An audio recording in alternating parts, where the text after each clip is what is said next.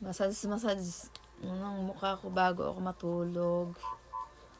Para di halatang stress. Nagkahagard ang mukha ko kasi sa stress. Para hindi ka magkaroon ng mga wrinkles. Yan, massage ng ganyan.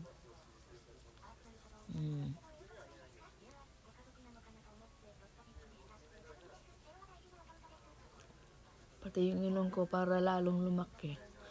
Charot. Diba?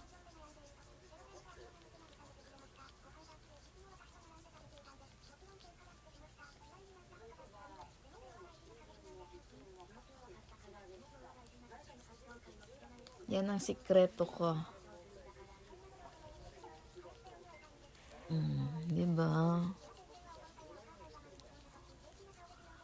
So, pagpagod ka maghapon, kailangan mong i-massage ng ganyan para hindi mag-haggard.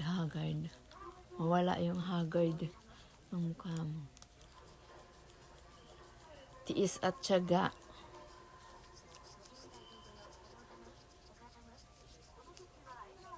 Para gumanda. Ay, naku. Kung kailan ako tatanda na, tsaka paganda-ganda na, kakatamad. Pero kailangan ko to. Wala naman ako pinapagandaan.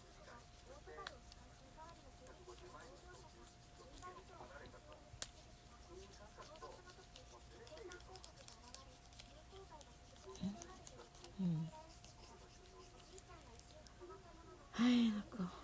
Grabe.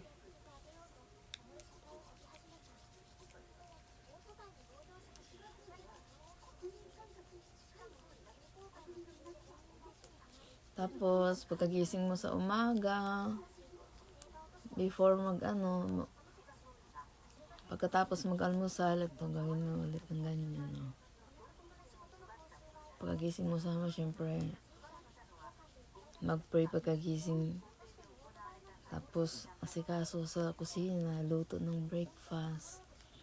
Pagkatapos ng lahat, bago maglinis, magganito muna. Pagkatapos maglinis, ganito ulit. Siyempre pagod.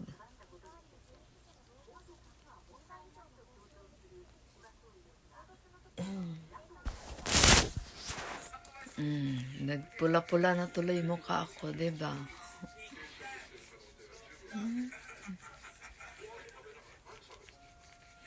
Yan, hindi mo na kailangan mag-blush on. Ito lang. Ganyan, no. Wala, hindi ako nagme-makeup. Cream lang. Moisturizing cream. Sunblock.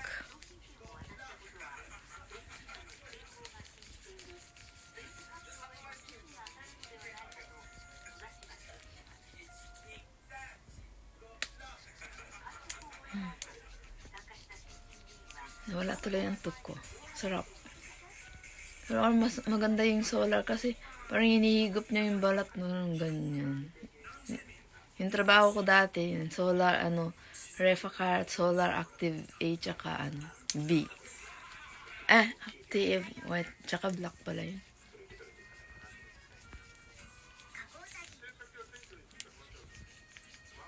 Diba? Tapos maligo araw-araw.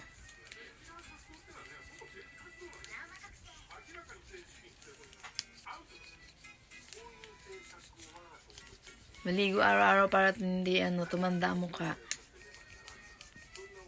Tapos maglagay lagi ng cream everyday, sunblock, ganun. Ganun. Simple. Sko po. Tipid sa facial ko bisa ng mahal-mahal. Practical ba? Social. Social gutom. My God. Hindi ako maluho.